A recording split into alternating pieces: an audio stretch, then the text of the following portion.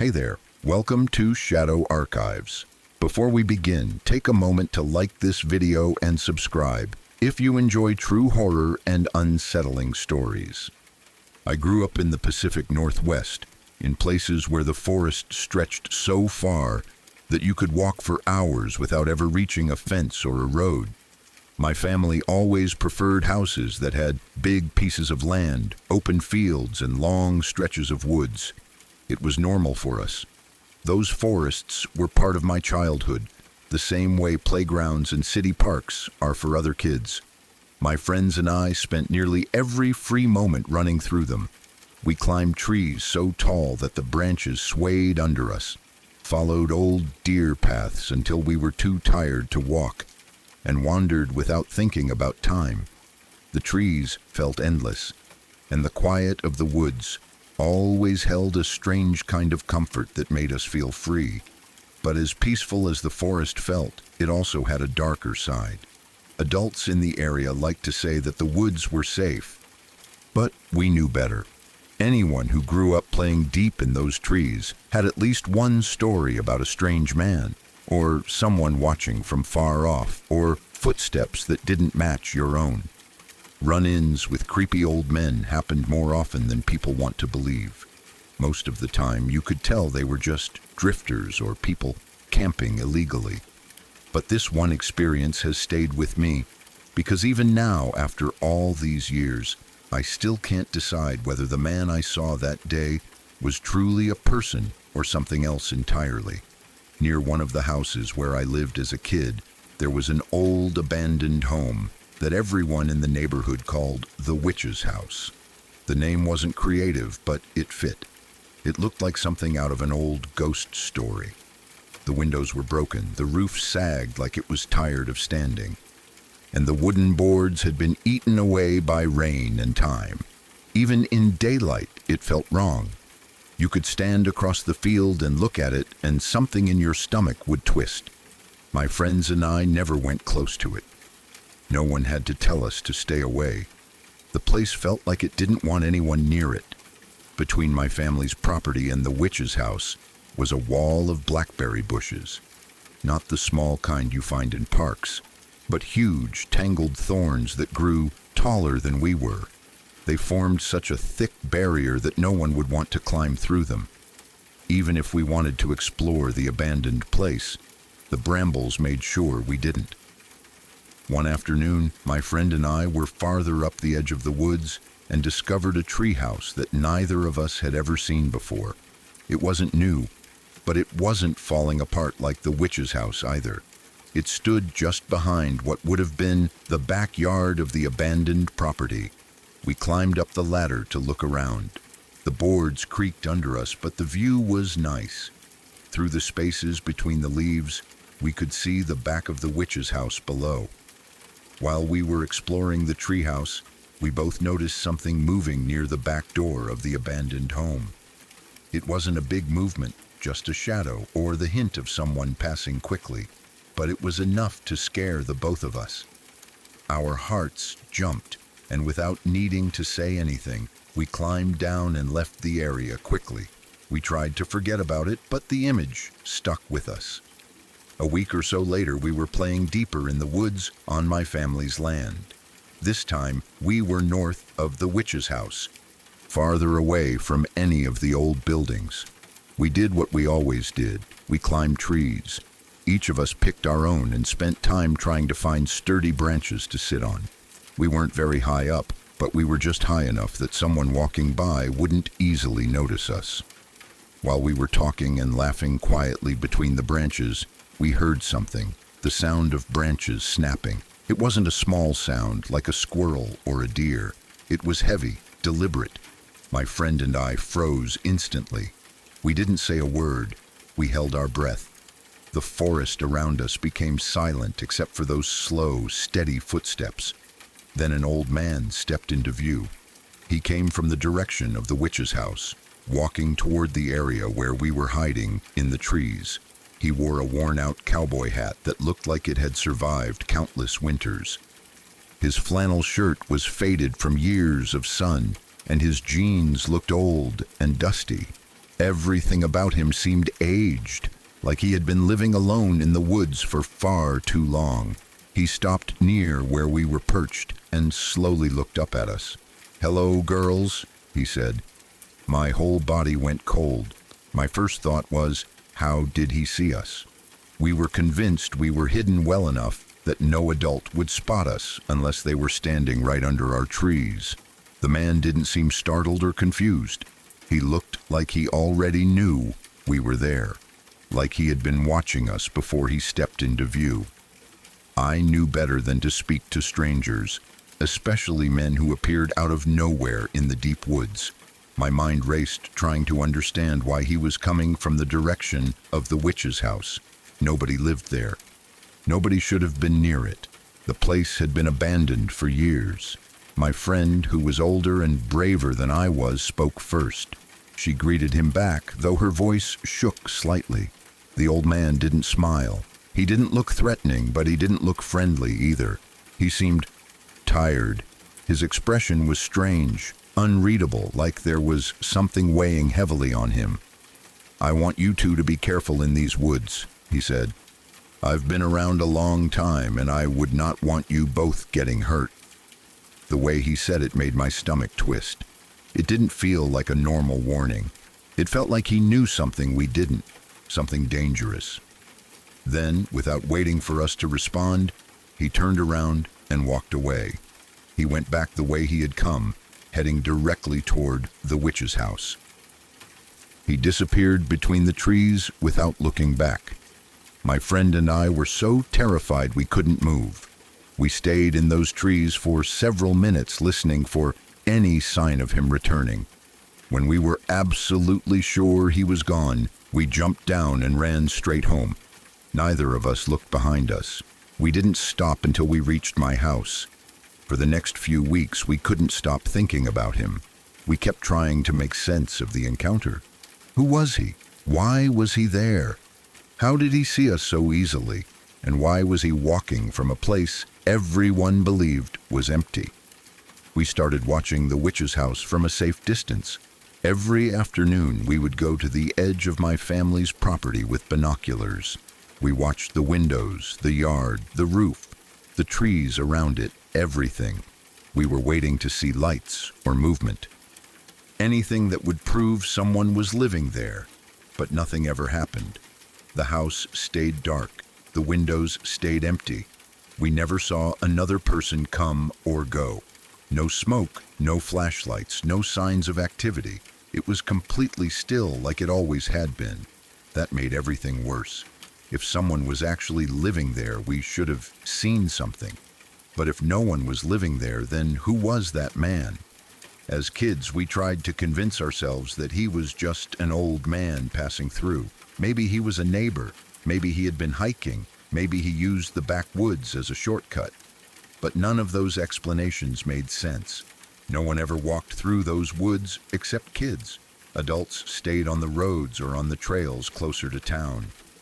And no one, not a single adult, would willingly walk through the wild blackberry thickets that stood between the witch's house and the rest of the land. The only path from that direction was the one that came directly from the abandoned backyard. Sometimes at night, I would replay his warning in my head. The way he spoke felt like he was telling us more than what his words said, as if the woods held dangers we were too young to recognize, as if he wasn't warning us about animals or getting lost, but something else entirely. And then there was the biggest question. How did he see us in the trees when we could barely see him? The forest wasn't bright that day. The trees cast a lot of shadows. We weren't moving or talking, yet his eyes went right to us. As the years passed and I got older, I still thought about him. The memory never faded. I talked to adults about it later, trying to find anyone who might know who he was, but no one recognized the description. Older neighbors said the witch's house had been empty long before I was born. My parents said no one had lived in that direction for decades. Some people even said the last owner had passed away under strange circumstances and the place had been untouched since. That only deepened the mystery. To this day, I do not know if the old man was a real person, a memory of someone long gone, or something else entirely that walked those woods. But after that encounter, my friend and I never wandered too far from home again. Whenever the forest felt too quiet or too strange, we turned back without hesitation. And every single time I hesitated on a trail or felt like I had gone too far, I remembered the old man, his tired voice, and the warning he left us with. Whatever he was, I still believe he meant it. If you want me to rewrite more stories like this, or expand it even longer, just send the next one.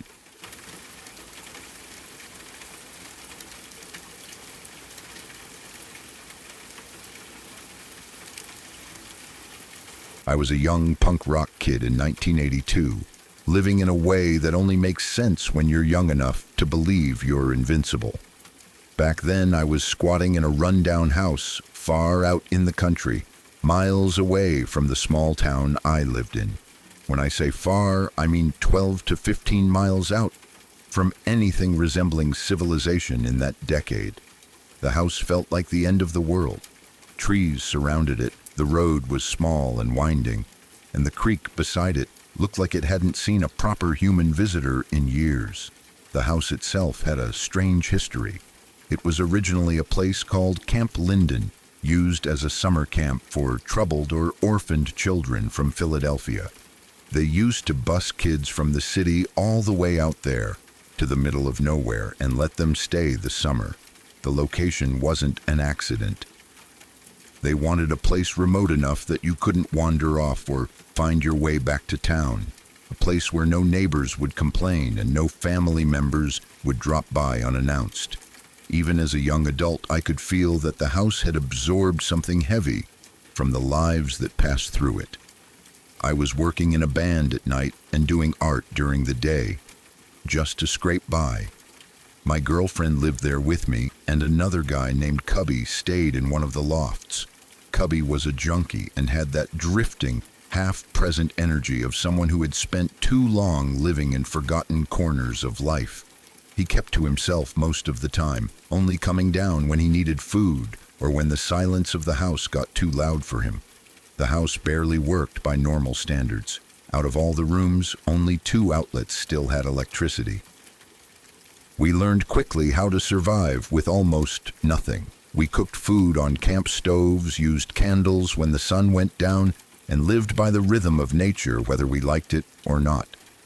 I still don't know how the wiring managed to give us even those 2 outlets.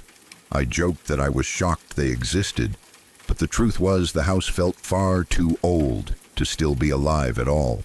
It stood in the middle of nowhere with no neighbors close by. The nearest farm was a few miles away. Behind the house rose a steep hill covered in thick woods, so vertical and tangled you would practically need a rope to climb it. In front was a long, rutted dirt driveway that circled in a horseshoe shape. The road itself ran along a small creek, an estuary of the Brandywine. Everything about the location felt forgotten on purpose, as if whoever built it wanted to disappear from everyone else. One afternoon, I decided to ride my bicycle into town to visit my mom.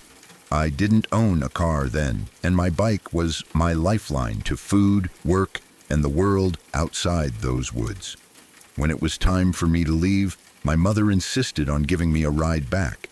She didn't like the idea of me biking through the dark back roads at night, and I never said no to extra time with her.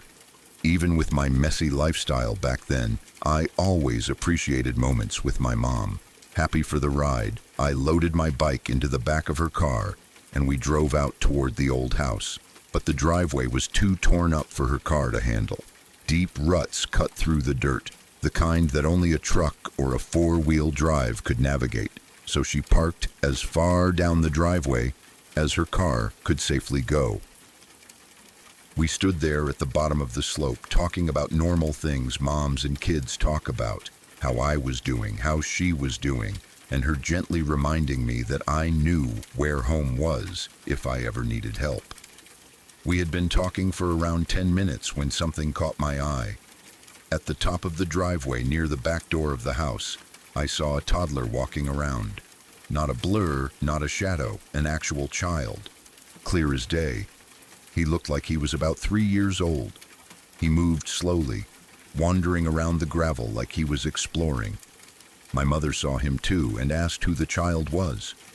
I was 22 at the time, living deep in the woods with musicians, artists, and addicts. I didn't know anyone with a child. The only person I could think of was a woman named Tanya, who sometimes hung around our band. She had a kid around that age. But I didn't know her well. She always managed to show up at gigs, so maybe she had gotten a ride out and was visiting my girlfriend or cubby. It seemed unlikely, but in the moment it was the only explanation I could come up with.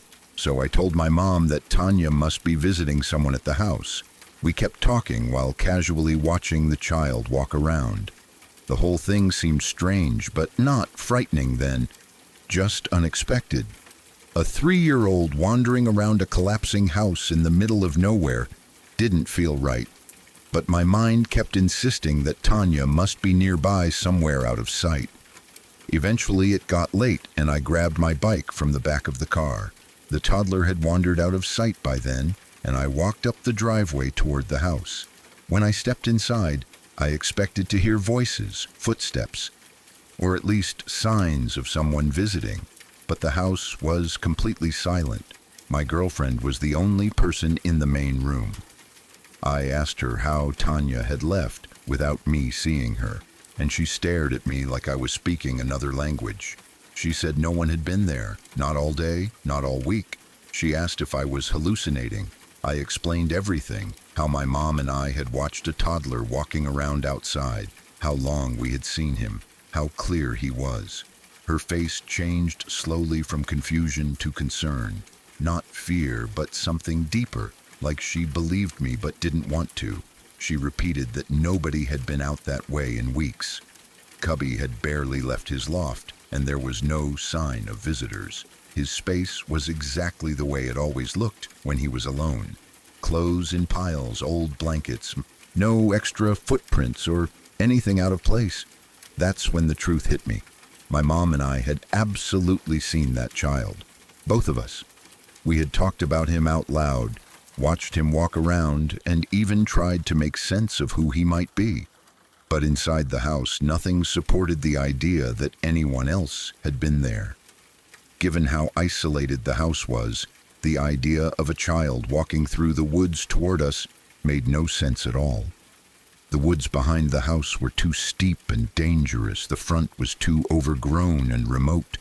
Even an adult would struggle to find the house without knowing where it was. A child that young couldn't have gotten there on his own.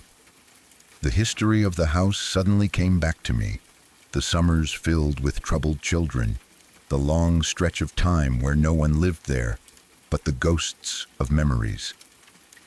The stories the locals whispered about the place, the neglected rooms that felt heavy and strange, the kitchen that always gave me chills for no clear reason, and the barn was the worst.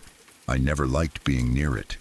The air inside felt wrong, like something watched you from the rafters even when you were alone. After that day, I couldn't shake the memory of the toddler. I could remember the exact shape of his head, the way the light fell on his clothes, the tiny steps he took. And I could remember the feeling I had when I stepped inside the house afterward. A sinking, twisting feeling that something was not normal. Something didn't belong in the world the way we understood it. My grandmother used to tell me ghost stories from the old South when I was little. Back then I thought they were just fun tales meant to entertain kids. I didn't think much about whether they were true, but seeing that child changed something in me. It added a new dimension to everything she had ever said. It made all those stories feel suddenly possible. As the years passed, my memory faded in places like everyone's does with age. But that child never left my mind. Even now, at 66, I can see him as clearly as if I were standing on that driveway again. I can hear my mom asking who he was.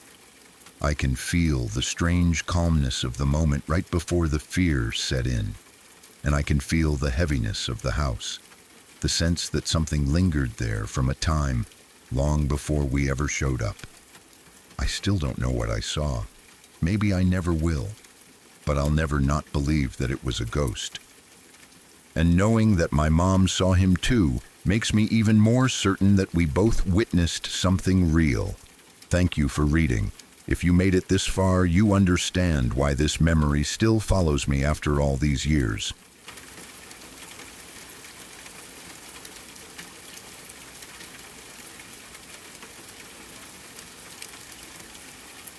I remember almost every detail of what happened that night in the woods, even though years have passed. The memory still sends a cold shiver down my spine whenever I think about it, and sometimes I find myself replaying parts of it without meaning to. It was May of 2020 during the early months of the pandemic. Schools had shut down and everything felt strange and disconnected. I was a senior in high school, stuck in that weird transition between childhood and adulthood, but the world around me was frozen in place. Back then, I spent almost every day at my friend's house. Their neighborhood was small, a quiet little place in South Jersey. It wasn't the type of neighborhood with long rows of houses or huge families outside grilling on weekends. It was really just two streets that connected in a rectangle. A handful of houses, a few driveways, and behind it all was what felt like endless woods. Miles and miles of trees stretching into the dark. There were no houses behind it, no roads, no lights, nothing but forest. Off to the right side, a small trail branched off and led to another tiny neighborhood, but aside from that one connection, the woods went on forever. That trail was like a bridge between two worlds, the quiet human space and the part of nature that didn't care about you at all. One night around the middle of May, we were just hanging out in the garage when I noticed a skateboard leaning against the wall. I'd never really learned how to ride one properly, but something about that moment made me want to try. Maybe it was boredom from quarantine or just wanting to feel something new. So I grabbed it, and my friend and I walked to the back street of their neighborhood, right up to the edge where the trees began. There was a small hill in the road that seemed like the perfect place to practice. It was only a couple minutes away. When we got there, I noticed a narrow path between two houses, a trail that disappeared into the woods. It looked like it had been made by years of footsteps, but I had never seen it before. I asked my friend what it was, but they brushed it off. I figured I'd check it out another time, so I went back to practicing. I didn't get very far. I hit the smallest pebble that has ever existed on this planet, and the skateboard stopped while my body kept going. I landed hard, and the pain in my wrist was sharp enough that I knew immediately something wasn't right. It turned out to be fractured. Fast forward one day. The next night, when the pain was a little more manageable, I brought up the trail again. I asked my friend if they'd ever been back there. They looked at me casually and said something like, "Yeah, I go for walks back there at least twice a week." I'm not sure why, but hearing that made the idea of exploring the woods feel exciting. I thought it would be a simple little adventure, something to distract me from everything going on in the world.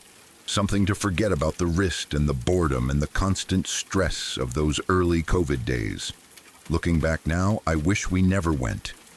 We grabbed two small handheld flashlights and walked toward the entrance of the path.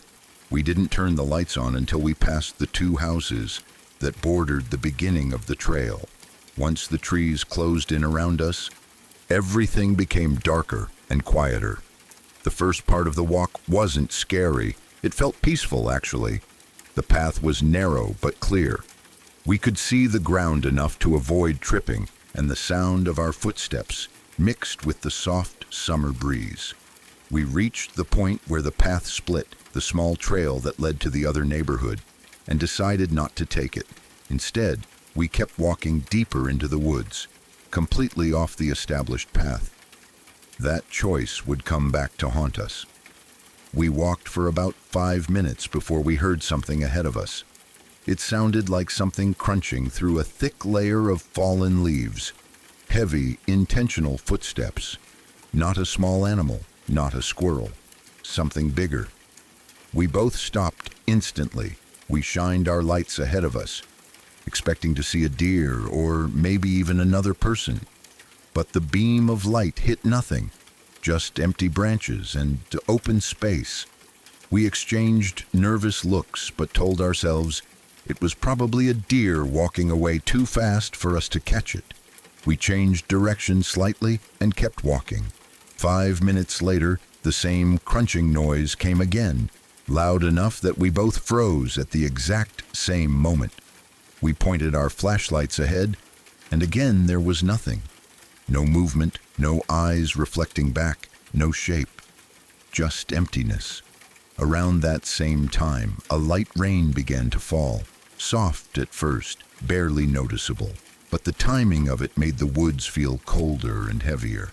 That was when a feeling settled in my stomach, that kind of instinct that whispers, "You need to leave," I said quietly, trying not to panic. "We need to get out of here now." We both knew something, or someone, was in the woods with us, following us, watching us, maybe even circling us. But instead of turning around immediately, we realized we had gone off path twice and weren't sure exactly where the main trail was anymore. When we finally managed to find the original path again, we started walking fast. That's when the crunching noise came from behind us. Not ahead this time, behind. Louder, closer. The rain started falling harder, hitting the leaves like tiny taps on a drum. We picked up the pace from fast walking to something between a jog and a run. Something felt wrong in the pit of my stomach, wrong in a way that made the hair stand up on the back of my neck. I turned around for just a second. That second changed everything. In the darkness behind us, moving fast and almost running straight toward us, were 4 flashlights. 4 distinct beams, 4 separate sources of light. They were not slow, they were not distant, they were coming right at us. My heart dropped into my stomach. We ran. My fractured wrist was throbbing, but adrenaline drowned everything else out. It felt like all the panic in the world hit me at once. My friend and I sprinted blindly through the rain and the darkness. Somehow, in our panic, we ran right past the trail exit without realizing it. At one point, it got so bad that we considered climbing the huge wooden fence that bordered one of the houses. But there was no way I could climb it with a fractured wrist, and even if I tried, we would lose precious time.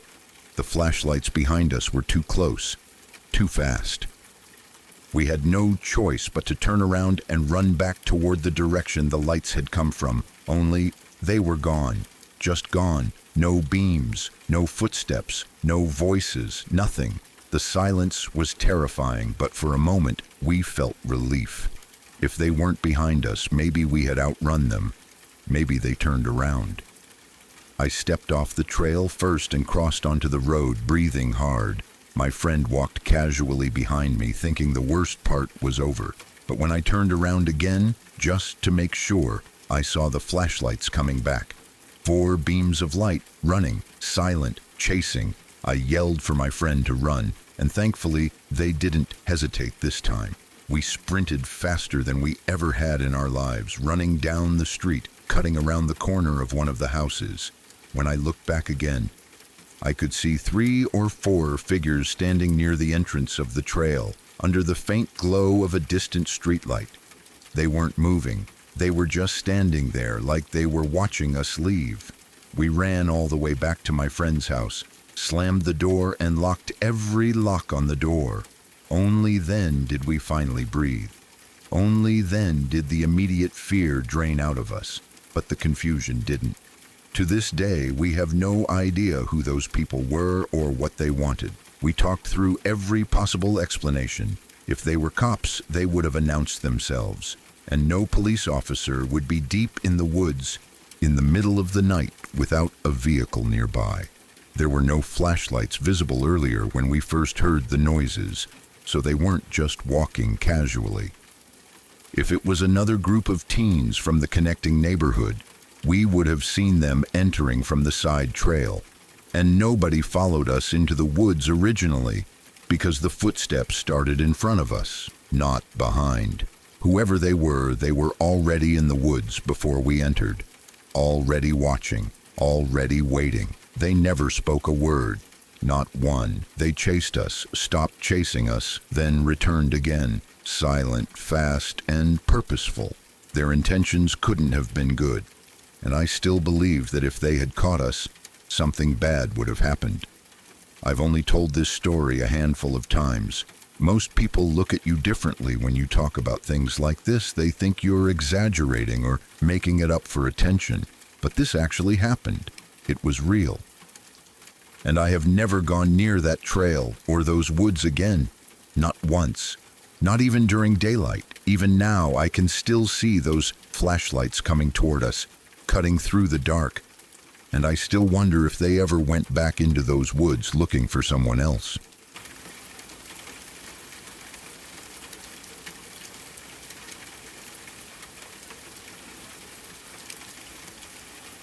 I work full-time in healthcare, and anyone who has ever been in the field knows how draining it can be. There are days when you don't just feel tired, you feel emptied out from the inside. Some nights I come home so mentally foggy that even eating feels like too much effort. So on my days off, or after long shifts when I needed to breathe again, I would take drives to the ocean, sometimes alone, sometimes with my best friend. Those drives were like medicine for my brain. Late at night, under the stars or the pale glow of the moon, I felt like I could finally exhale. The sound of the waves, the cold, salty wind, the long talks and laughter, it all made life feel lighter, like the weight of work and stress slipped off my shoulders for a little while. But something happened a few nights ago that has made me rethink everything about those peaceful nighttime drives. I still love the ocean, but now there is a part of me that hesitates when the sky turns dark. A part of me that wonders if the peace I found at night is worth the fear that now sits in my chest whenever I think about going back. It was a cold, dark night in November. Normally I finished work at 11 p.m., but that night I didn't leave until 1 a.m. Healthcare doesn't care about your plans, your sleep, or your sanity. It demands everything. The town I worked in was small, one of those places west of the big city that people blink and miss when they drive by. I lived about 45 minutes away, and the thought of the long commute home made me sigh as I walked through the parking lot. The wind was rough that night. Brown leaves spun across the pavement, swirling around my feet like a warning the world didn't know how to say in words. I pulled my jacket tighter and hurried to my car, grateful to escape the cold. Before I left work, the coworker who came in to relieve me warned me not to take the new highway home. She said the wind was so bad that her car had almost been blown off the road. Instead, she told me to take the old highway, slower, longer, and winding through thick forests, but safer during heavy winds. Normally, taking that road added at least 15 minutes to the drive, but at 1 in the morning, time didn't matter. I just wanted to get home alive. So I listened. As I drove, my headlights cut through the dark trees crowding the old highway. The forest looked endless on both sides, like the road was slicing through a black tunnel.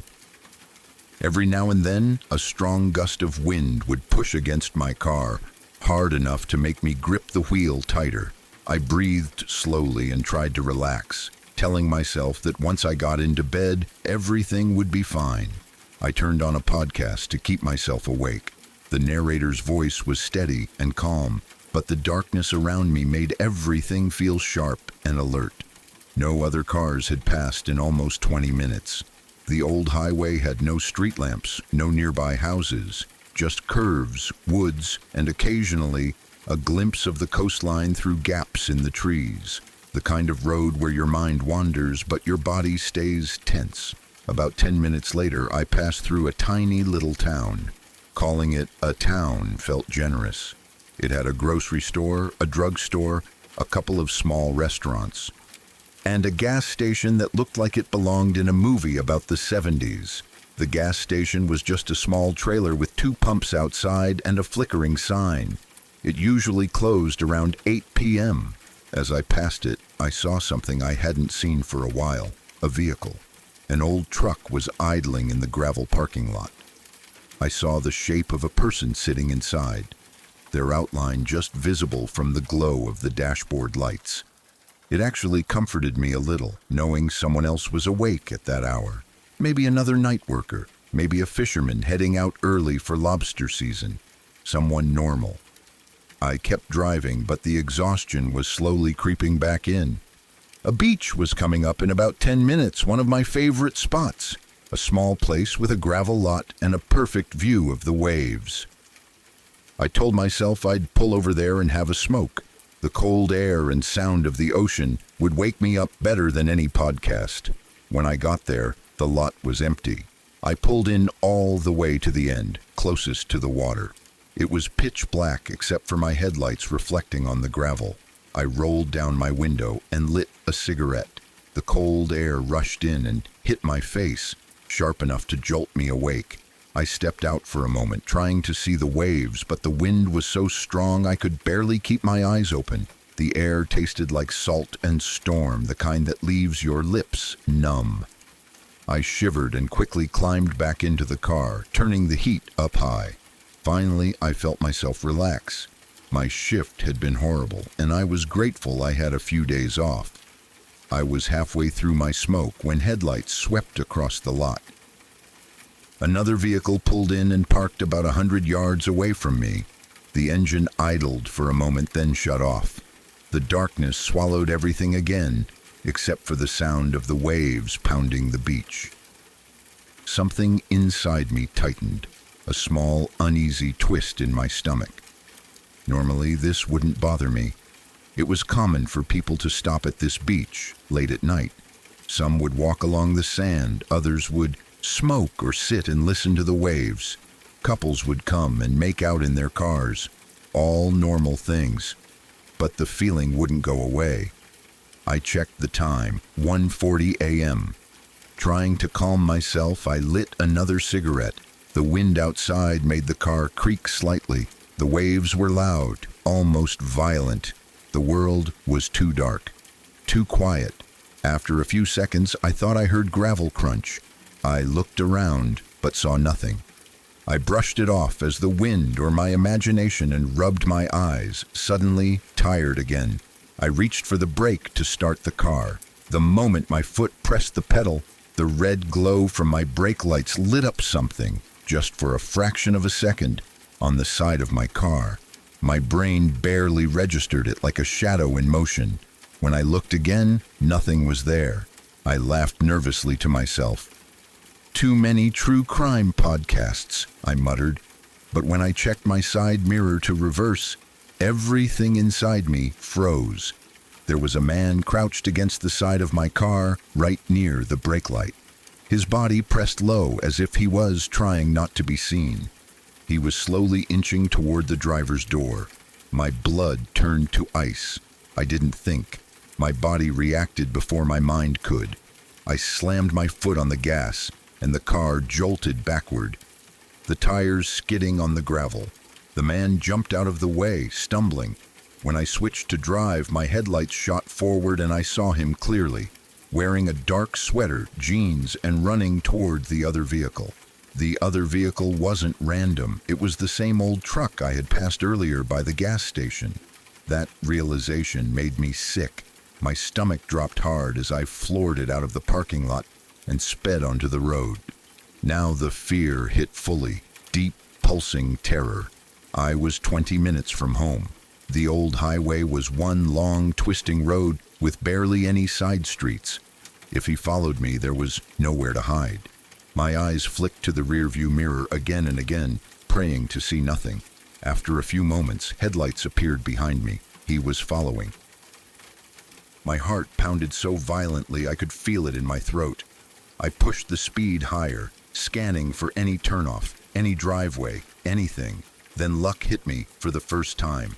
As I rounded a sharp bend, The truck's headlights disappeared from view for a moment. I spotted a narrow gravel road on the left, one of those tiny roads only locals know about. Without thinking, I yanked the steering wheel and turned hard, barely braking. The tires slid, throwing up gravel as I shot up the narrow road. The road was so tight only a single car could fit. Trees crowded on both sides. The farther I got, the more it wound, twisting and hiding me from the highway. After a few hundred yards, I turned my lights off and rolled to a slow stop. I sat in absolute darkness, holding my breath. If he followed me, I had nowhere to go. The only sound was the wind in the trees and my own ragged breathing. My hands shook uncontrollably. I wasn't religious, but in that moment, I prayed. I prayed the headlights wouldn't appear. I prayed I would get home. I prayed this wasn't how my life would end. 10 minutes passed, then 20. No headlights. Slowly, the tightness in my chest began to ease. I stayed there another 10 minutes just to be certain. When I finally turned the car back on, I kept the lights low and slowly turned around, doing what felt like a 10-point turn on the narrow path. When I reached the main road again, I hesitated. The coastline stretched for miles and I could see nothing, no vehicles, no lights, nothing but the curve of the road against the ocean. I took a deep breath and turned left toward home. The entire drive I was rigid with fear, waiting for that old truck to reappear, but it never did. I passed 2 cars, 1 police cruiser, 1 Jeep, but nothing else. When I pulled into my driveway, shut off the engine, and locked my doors, the reality settled in. I had been less than a minute away from a man who tried to touch my car, hide beside it, and follow me in the dark. If I hadn't checked my mirror, if I hadn't reacted, if I hadn't found that gravel road, I don't know what would have happened. But I do know one thing. I will never go to that beach at night again. Some people in this world have bad intentions, and sometimes you don't realize you've crossed paths with one of them until it's almost too late.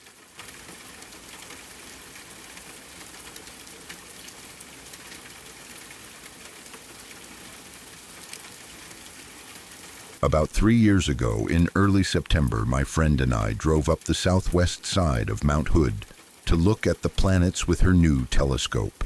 I'll call her Agatha. Night drives and forest trips were normal for us. We often go into national forests at night, either to stargaze or to take quiet night hikes. We both know the woods very well. She has been camping her whole life, and I work as a wilderness survival guide. We've both spent long stretches of time alone or together deep in the wilderness. Between the two of us, we've had bear encounters, cougar encounters, wolves, elk, moose. If it lives in the forest, we've probably crossed paths with it at some point. I've also had my share of strange moments with people in the woods. I've stumbled into signs of occult rituals.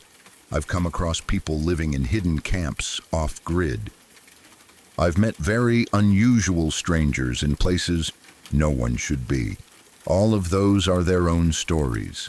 I mention all of this because neither of us scare easily. We're used to weirdness. We're used to strange noises, odd lights, sudden changes in the forest. It takes a lot to shake us. That night, Agatha wanted to try out her new telescope, somewhere high enough that there wouldn't be much light pollution, but not so high that we'd run into early snow. She suggested a dispersed campsite off a medium-use Forest Service road on the southwest side of Mount Hood. She'd been to the spot before, but it would be my first time. She described it as a wide clearing about 150 feet across, mostly dirt and gravel, bordered by thick trees. She said it was perfect for stargazing. We drove up the forest road as the sky grew darker. The air had that early fall edge to it, cold but not fully winter yet. We talked about the planets we hoped to see, about Jupiter's moons, about how clear the sky usually is up in that area. I was curious about other spots higher up, so I asked if we could drive a little farther before committing to her usual clearing, just to see if there might be a place with an even more open view of the sky. She agreed, so we passed the spot she knew and continued up the road for another couple of minutes. As we drove, my headlamp and the truck's headlights cut through the trees. On the right-hand side, I noticed a tent sitting about 60 feet off the road at what looked like another dispersed campsite. That alone wasn't strange. People camp in those areas all the time. But there were a couple of things about this tent that made us pause. First, there was no vehicle, no car, no truck, no bike, nothing, just the tent. Second, it was colder than you'd expect someone to be using a standard 2 or 3 season cabin-style tent without any backup plan. Night temperatures at that elevation that time of year usually sit between 30 and 40 degrees Fahrenheit. That night, it was around 36. Not impossible to camp in with the right gear, but cold enough to be uncomfortable or even dangerous if you weren't prepared. I pointed the tent out to Agatha, and she slowed the truck to about 5 miles per hour so we could get a better look. I was worried that maybe someone had abandoned it or that it had been dumped there. If it was trash, we would at least take note of it and, if possible, pack it out on the way back. I took my headlamp off, dimmed it a bit so it wouldn't be too bright, and aimed it in the general direction of the tent, being careful not to shine it directly inside in case someone was sleeping. In the 10 seconds or so that we crawled past, I noticed that the tent didn't look right.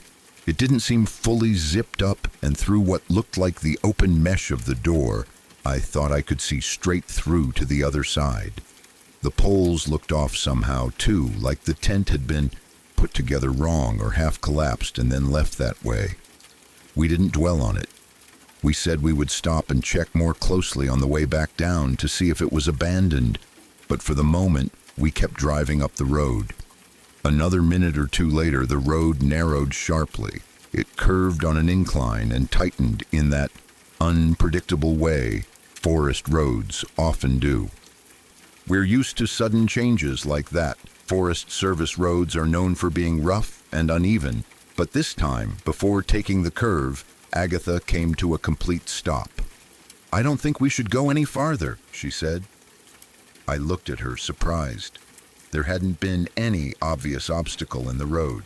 No washout, no big fallen tree, nothing our truck couldn't handle. "Okay, why?" I asked. "I don't know," she said after a pause. "I just don't feel good about it.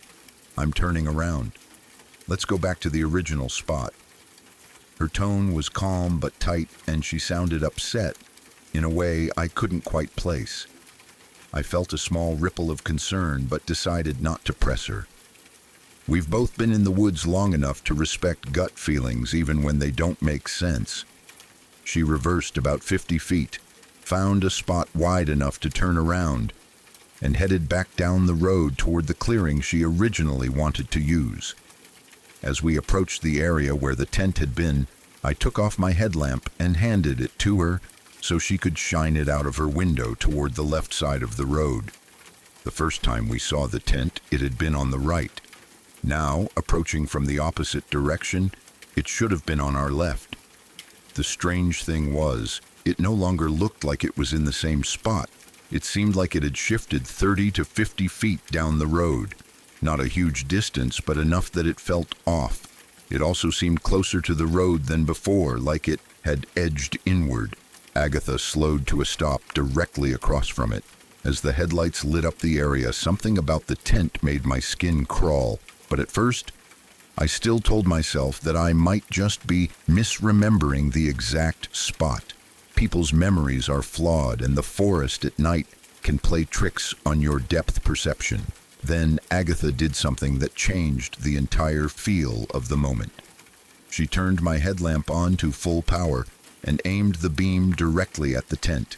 "Hey," I said quickly, "maybe don't blast it like that. If someone's inside, you're going to blind them." I stopped mid-sentence when I really looked at what we were seeing.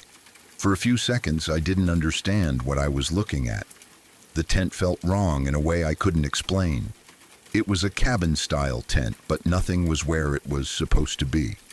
The angles were strange. The lines didn't match. It felt like looking at a drawing of a tent by someone who didn't quite understand how tents worked, like a distorted painting. "What the hell are we looking at?" I said softly. "Is that even a tent?"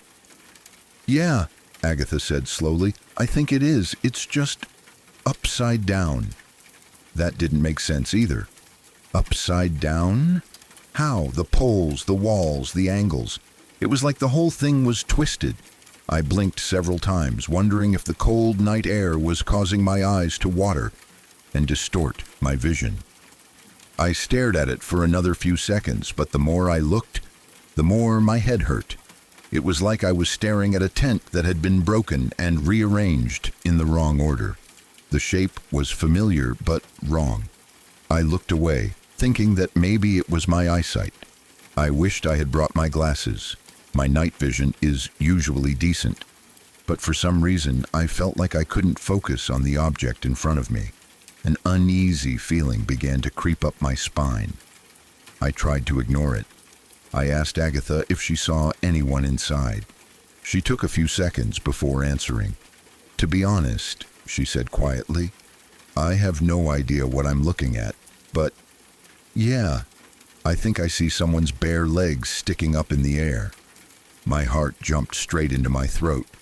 The first thing that flashed through my mind was that someone might actually be in the tent and either injured, unconscious, or dying from the cold.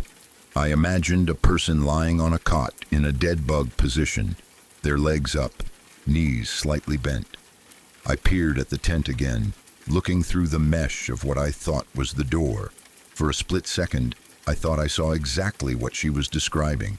Pale legs angled upward, as though someone was lying on their back with their feet pointed toward the ceiling. Then I blinked. In the moment it took for my eyelids to close and open, something changed. The mesh door looked closed. The legs were gone. The tent still looked wrong, like its proportions were off and its lines didn't match what I knew about the structure of tents. The more I tried to focus on it, the more disoriented I felt, as if my brain couldn't categorize what I was seeing.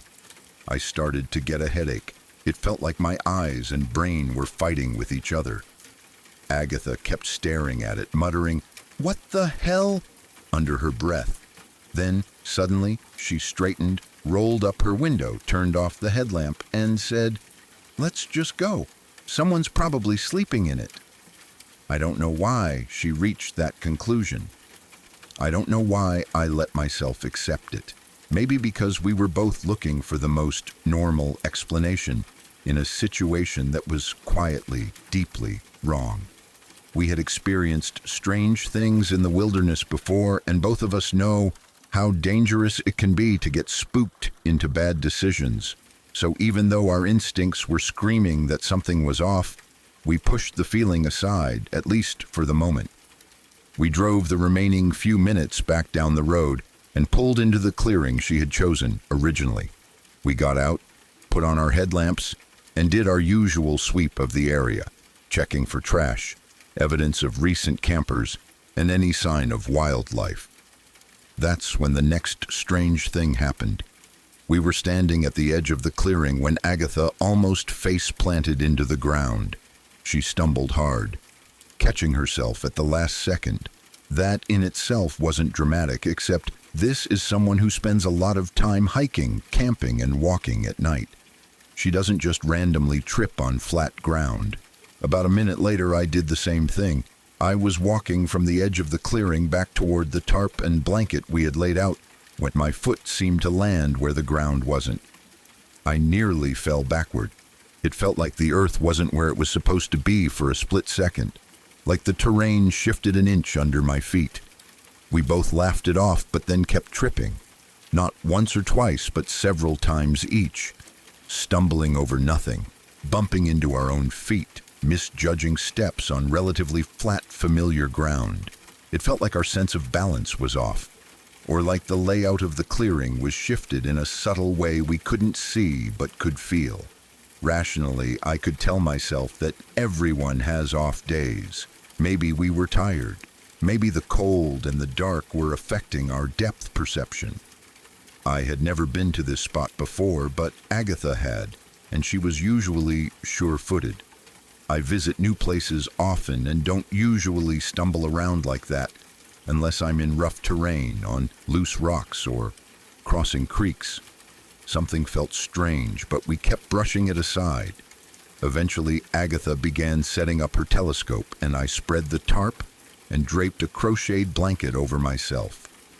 I lay down on the ground, looking up at the sky as she worked. She got the telescope assembled and pointed it roughly where Jupiter should be. She spent maybe 3 minutes getting everything ready, then tried to lock onto the planet. Every time she found Jupiter in the telescope, she would stand up for a few seconds to stretch her back and neck, then bend down to look again, only to find Jupiter gone from the eyepiece. This happened over and over for about 30 minutes. She'd get it perfectly lined up, straighten for a moment, and then somehow lose it. While she worked, I lay there on the tarp, feeling oddly comfortable, more comfortable than I should have felt in the cold.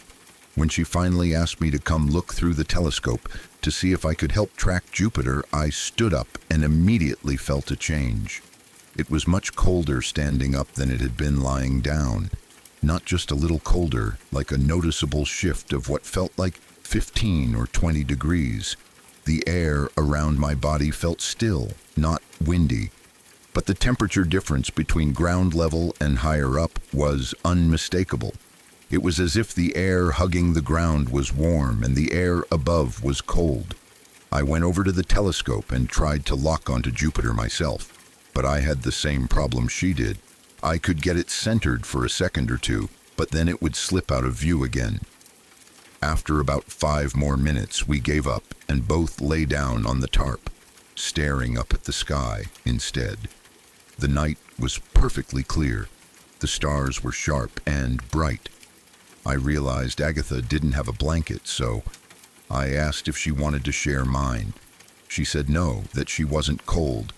That caught my attention. She is one of those people who is always cold. She wears layers when everyone else is in a t-shirt. For her to decline a blanket in near freezing temperatures was very unlike her. I mentioned the temperature change I had noticed between lying on the ground and standing up. I told her it felt warmer closer to the earth. I wish I had thought to reach my hand under the tarp and touch the ground to compare. But at the time, none of this registered as urgent. It all just felt strange. Not alarming enough to run, but strange enough to linger in the back of my mind. As I kept staring upward, something else caught my eye. The sky looked split in two.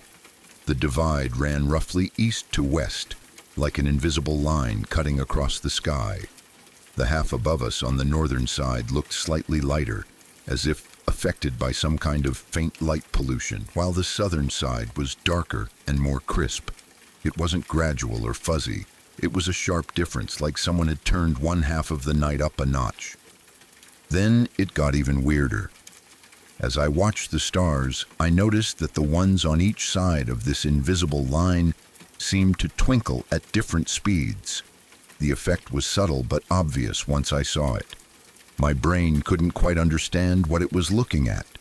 Just as I started to focus on the stars, the split seemed to reverse. Suddenly, the southern sky looked lighter and the northern darker. I pointed this out to Agatha. She watched for a while and confirmed that she saw it too. We tried to come up with rational ideas, maybe some strange kind of light pollution from a distant town, some atmospheric effect, something to do with elevation or thin clouds we couldn't see. But the line was too sharp. It wasn't a glow or a dome, and the sun had set long before. It didn't look like normal twilight or any fading sunset effect. We weren't sure what to make of it, so we did what we had been doing all night. We noted it, called it weird, and then let it go. Another 10 minutes passed. I felt incredibly relaxed, almost unnaturally so. The combination of the warm feeling near the ground, the blanket, and the quiet made my body heavier. I drifted toward sleep. My thoughts blurred, slipping into that strange space between waking and dreaming. I don't know how much time passed, but at some point, Agatha suddenly sat up and shook my arm. Her voice was urgent but low. She said she saw a light through the trees in the direction of the tent we had seen earlier, the Picasso tent, as I had started calling it in my head. I stayed lying down and turned my head toward the southwest, toward the tree line. I could see a faint, distant light through the trees. "Probably just someone with a flashlight," I said. "Maybe the person staying in that tent, going to the bathroom or coming back from a short hike." Agatha agreed, though she added that the light seemed too high off the ground to be a normal handheld flashlight. We both watched for a moment, then she lay back down, and I let my eyes close again for a bit. At some point, maybe 10, maybe 20 minutes later, I suddenly sat straight up. Nothing obvious had woken me. There was no loud sound, no branch snapping, no animal cry. I just snapped awake, like something inside me had been tapped. Agatha seemed to be dozing, still lying down. I looked toward the southwest tree line again and saw a light. At first I assumed it was the same one, so for a brief second I almost felt proud of myself for having such sharp senses, picking up on such a distant movement. Then I realized this wasn't what I thought it was. I saw one light, then another, then another. There were 3 lights in total, and they weren't behaving like normal flashlights. I didn't see beams of light extending toward the ground. Instead, I saw what looked like orbs. Each one glowed softly, a cold bluish color like cheap LED lights. They floated through the upper half of the tree canopy, not down near the ground. They moved in a triangular formation. As they drifted, they rotated around one another, staying in the same general triangle shape, but spinning in slow, deliberate patterns. I couldn't immediately tell how big they were. The tree line was about 50 feet from where we were sitting, but the lights seemed to be deeper in the forest rather than right at the edge, which made it hard to judge distance and size. All I knew for sure was that they were moving closer. They were getting slightly larger as I stared at them. I shook Agatha and pointed. She turned, saw them, and shot up to her feet. She didn't ask questions. She didn't say anything. She grabbed her telescope and started hauling it toward the truck. I stood up and scooped up the tarp and blanket. We didn't fold or pack anything properly. We just threw it all into the bed of the truck in a messy pile. The urgency was sudden and overwhelming. I have never felt dread like I felt in that moment. It wasn't just fear, it was a deep, primal get-out-now feeling that swept over both of us at the same time. My hands went numb. My breathing turned fast and shallow. All I could think was that I needed to be farther away from those lights. And I needed to be away from that mountain. We climbed into the truck, and Agatha floored it. Dirt and gravel flew behind us as we tore out of the clearing and back onto the forest road. The entire time, I felt like I was trying to run, even while sitting down. My body wanted to sprint. It was such a strong fight-or-flight response that I could barely think straight. We didn't talk at all until we were completely out of the forest and back on Highway 26. Only when we saw another car passing in the opposite direction did we both exhale at the same time. The sight of another human being, another vehicle, felt like an anchor to the normal world. Then the "what the hell was that?" comments started. We went over every detail: the tent, the strange, clumsy stumbling, the warm ground, the split sky, the lights moving through the trees. None of it made sense, especially together. To this day, I don't have answers. Each thing on its own could possibly be explained. People dump tents. People assemble them badly. Temperature inversions can happen. Optical illusions can play tricks on your vision. The sky can do strange things that meteorologists can explain.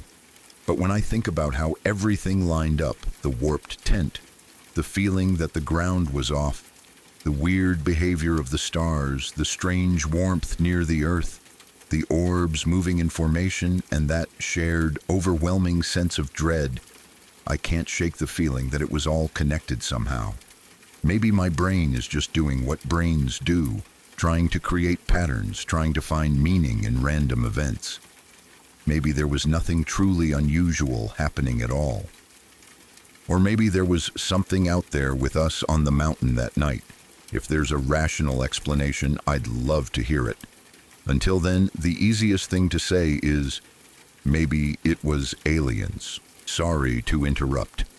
If you're new here, I'd appreciate it if you subscribe to Shadow Archives for daily true horror content that will haunt your dreams and keep you wondering what lurks in the shadows. And don't forget to tap the notification bell so you never miss a new story when the darkness calls out to you.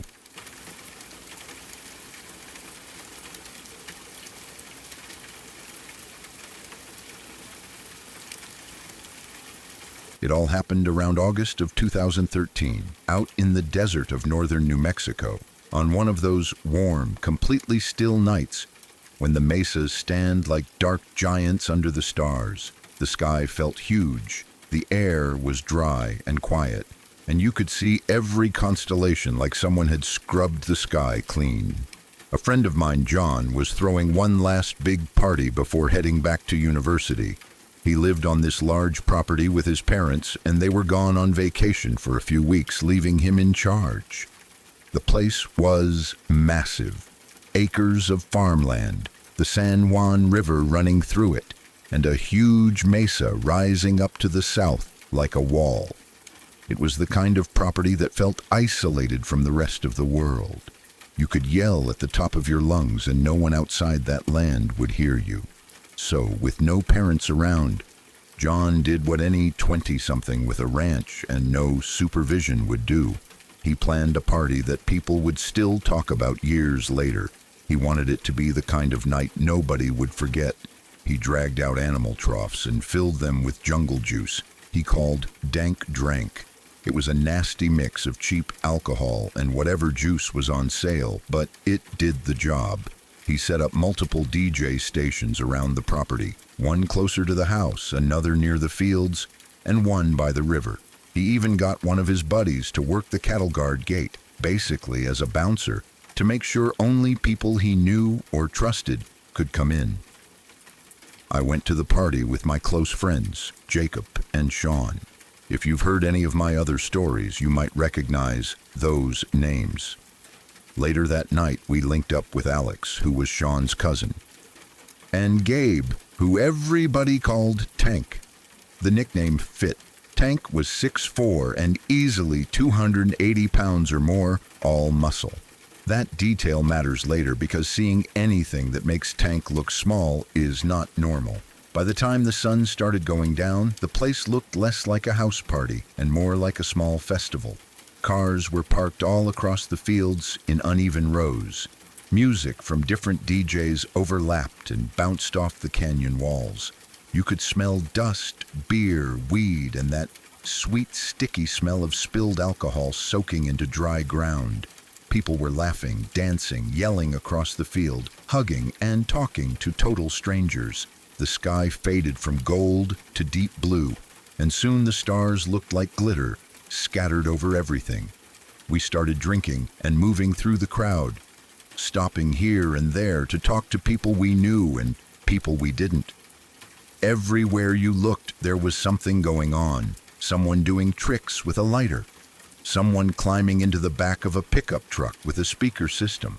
People stumbling, people flirting, people shouting over the music. It had that feeling of a perfect night, one of those times you never expect to end badly. But Jacob couldn't relax.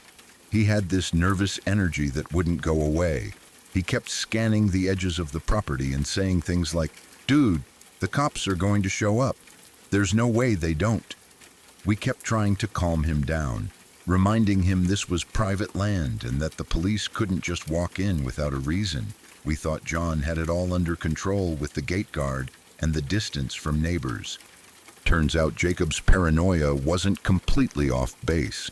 The guy at the cattle guard, John's friend who was supposed to keep watch and filter who came in, got drunk. Not just tipsy, but full-on passed out drunk. He left the gate open. With the jungle juice, the music, the fires, and the floodlights, By 10 o'clock, you could probably see the party from miles away. The glow lit up the low sky. If anyone was driving on nearby roads, they'd notice it for sure. We noticed headlights coming down the long, winding dirt road that led to the property. At first, we thought it was just more guests arriving. But as the lights got closer, they switched from normal beams to flashing red and blue. Sheriffs, state police, more than one vehicle. The reaction from the crowd was instant. Panic spread like a fuse catching fire. Some people started screaming. Others ran straight to their cars. Engines roared to life. Tires spun in the dirt, and dust clouds rose into the beam of floodlights. Dogs were barking, officers shouting. Someone cut the music, but another DJ kept playing for a bit because they didn't realize what was happening. People scattered in every direction like a flock of birds. We didn't wait to see what would happen next. We took off toward the river, along with a group of others. Between the party and the river, there was a barbed wire fence. Tank, being the biggest, tried to push it down so everyone could jump over.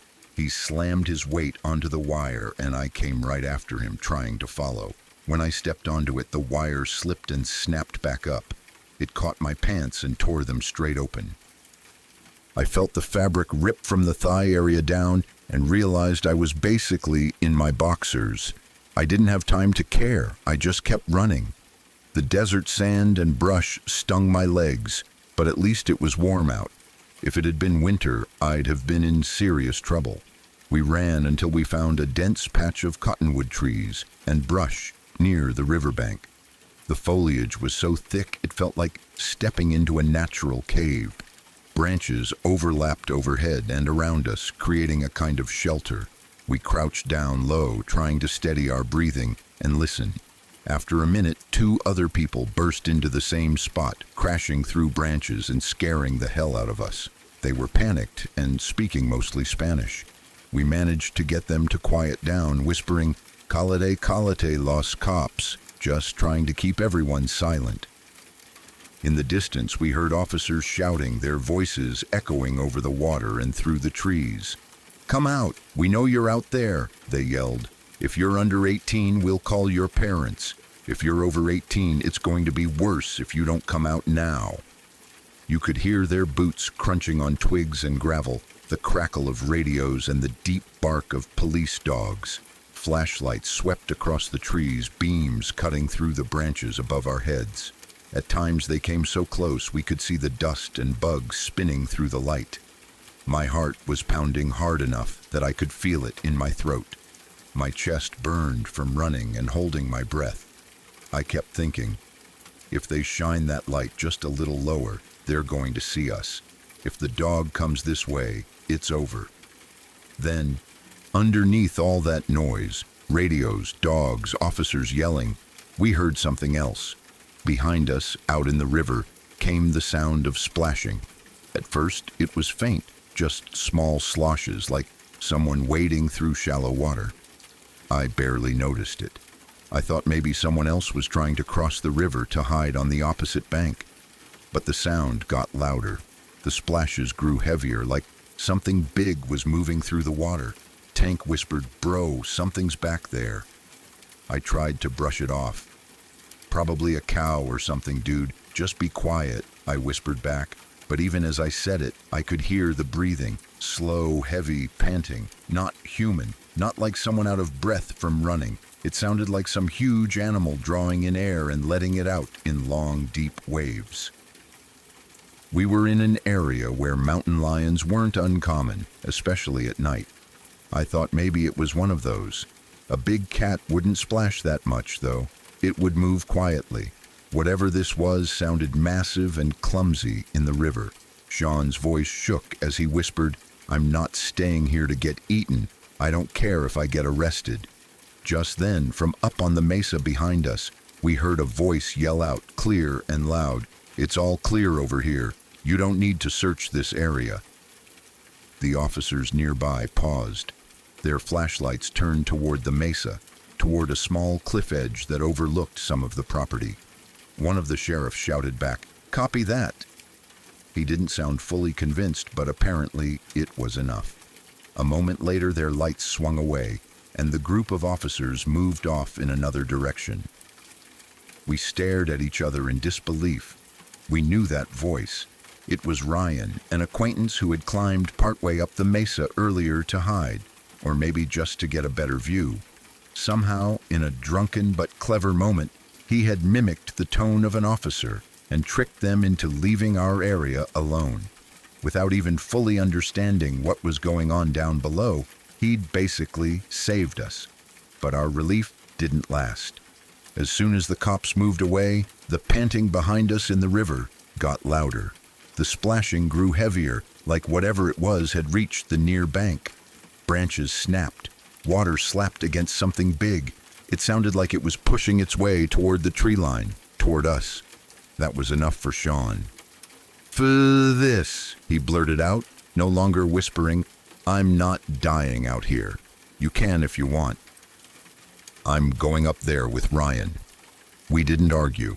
The choice was risk an arrest or stay near the river with something that sounded too big to be normal. We broke from our hiding spot and ran uphill toward the mesa. The climb was steep and rough. Rocks shifted under our shoes. Cactus needles caught our clothes, and our hands tore open as we grabbed at anything that could help us pull ourselves up. We were breathing hard, adrenaline pushing us faster. When we finally reached the top, we could see the whole scene below. John's property was lit up with red and blue flashes, mixed with the leftover glow of bonfires and party lights. We saw people being lined up, others being questioned, and some still sprinting into the darkness away from the cruisers. It looked like something out of a movie. We took a few minutes to catch our breath, relieved that we'd escaped both the cops and whatever had been moving down by the river. We found Ryan and a couple of others he'd ended up with. We gave him a quick, "Dude, you saved our asses," and laughed nervously. Then it happened. Out of nowhere, something huge moved across the mesa in front of us. It was about 15 yards away, maybe less, cutting across our field of vision from left to right. It was only there for a second or two, but that was enough. The speed of the thing was unbelievable, like it had covered that distance in barely any time at all. The shape, whatever it was, looked like a massive, solid shadow. The only light came from the faint moonlight and the glow from the party below, but we could still see its outline. It had huge shoulders, long arms, and ran upright on two legs. The body looked thick and heavy, like a linebacker or a pro wrestler, but it moved with unnatural speed and strength. Tank was huge, but next to this thing, he'd have looked small, and realizing that made my body go cold. You don't often get the sensation of seeing something that makes your brain go, "This is wrong, this doesn't fit." We all froze, too shocked to say anything. We listened, but there was almost no sound. Just a few fading footstep thumps that slowly melted into the open desert soundscape beyond the mesa. Down below us, the party had quieted into scattered voices and low murmurs, like the night itself was starting to calm down. Up where we were, though, everything felt tense, heavy, like the air was pressing in around us. Ryan let out a nervous laugh. "I think that was Bigfoot," he said, half joking, half serious. No one responded.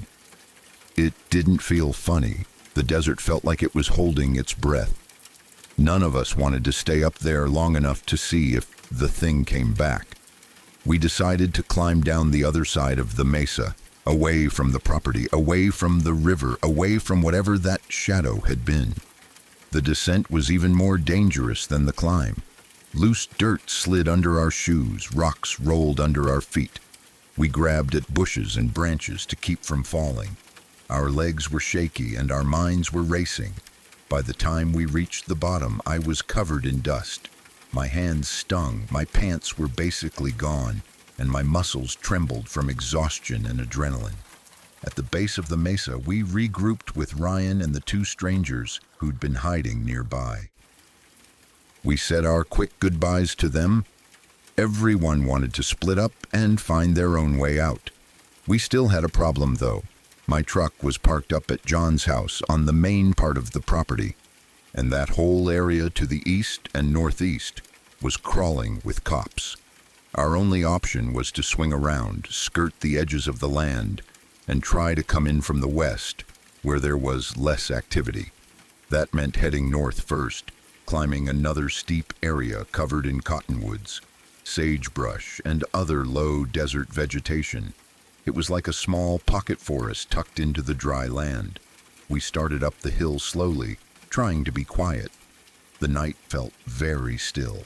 Besides our footsteps crunching on dry dirt and loose stones, there was no other sound. No wind in the branches, no insects buzzing, nothing. Then we heard it. Laughter. High-pitched, soft, childlike. It sounded like a group of young girls giggling just ahead of us, near the top of the hill. The sound wasn't loud, but it was clear enough to be unmistakable. It didn't fit. There were no kids at this party, and no houses close enough for the sound to drift in from somewhere else. We stopped in our tracks. The hairs on the back of my neck stood straight up. My skin prickled with that instinctive raw fear you get when something is deeply out of place. Sean shouted up the hill, his voice shaking with anger and fear. "Who's up there? Come out! We just saw something. Don't fuck with us, we're already scared." Silence followed. We waited, trying to listen for movement, but there was nothing. For a few seconds, it felt like time stretched out forever. Then the laughter came again. This time, it was softer. But it felt closer. It didn't sound like it was coming from just one spot now. It sounded like it was moving or circling us just beyond what we could see. High-pitched giggles like 2 or 3 girls whispering jokes to each other in the dark. Sean yelled again, "Stop it! Just let us come up and we'll leave you alone." No answer. We pulled out our phones and turned on the flashlights, shining them up the hill and into the bushes. All we saw were tangled branches, sagebrush, and dark tree trunks. No figures, no one standing there. The giggles started one last time, faint, overlapping right at the fringes of the light. I can't swear to it, but I thought I saw 2 crouched shapes near the top of the hill, just behind some bushes. Maybe it was my imagination, maybe it was shadows playing tricks, but in that moment, I believed my eyes. That was enough. None of us said another word. We turned and retreated, taking a longer, wider route north to avoid the hill, and circling around until we were far from the river, far from the mesa, far from the laughter and the thing in the desert. Later that night, after we eventually found our way back toward the roads and heard the quiet hum of normal traffic again, we got word that another party had started about 15 miles away. People from John's place had regrouped, moved, and kept the night going. We were shaken but exhausted, and in a strange way, we wanted to feel normal again. So we went. We drank a little more, we laughed. We tried to forget the fear, but somewhere between the cops arriving at the first party and us making it to the second, tragedy hit. We heard that Larry, one of John's closest friends, had crashed his car leaving the first party. His vehicle had rolled several times. He didn't survive. I didn't know Larry personally, but everyone who did said he was kind, generous, always looking out for his friends. The kind of person who'd give you his last dollar or his favorite shirt if you needed it. Losing someone like that so young over one bad choice hits hard. It leaves a mark that doesn't go away. That night stays with me, not just because of whatever we saw or think we saw, but because of everything it reminded me about life. Parties can be fun. Nights like that can feel unforgettable, like you're invincible, like nothing bad can happen. But reality doesn't care how good the music is or how many friends you have around you. Cops show up, people crash cars, strange things move in the dark. Sometimes I still think about all the what-ifs. What if John's friend hadn't passed out and left the gate open? What if Ryan had been up on that mesa alone when that shadow thing ran by? What if we hadn't run from the riverbank and whatever was in that water had come closer? The questions don't really have answers, but they linger. The older I get, the more I realize how thin the line is between a fun story and a nightmare. Every time I'm back out in that part of New Mexico near those mesas, I get a familiar chill if I'm there after dark. The land feels quiet but watchful, like it remembers everything that's happened on it. I still don't know exactly what we saw that night. A huge person in the dark, some animal we misread, something else entirely, and those giggles on the hill, another group messing with us, or something stranger. I guess I'll never really know. What I do know is this: life can turn on you in a second. One open gate, one drunk driver, one decision to run left instead of right. It's all fragile, it's all unpredictable, and somehow that's both terrifying and weirdly beautiful. If you made it through this whole story, thanks for listening. Much love to everyone who supported me and listened to the other encounters I've shared. I've got more of them stored away in my memory, and maybe one day I'll actually start that podcast or hop on someone's live show and talk about this stuff in real time. Until then, stay safe, stay aware, take care of each other, and above all, be kind.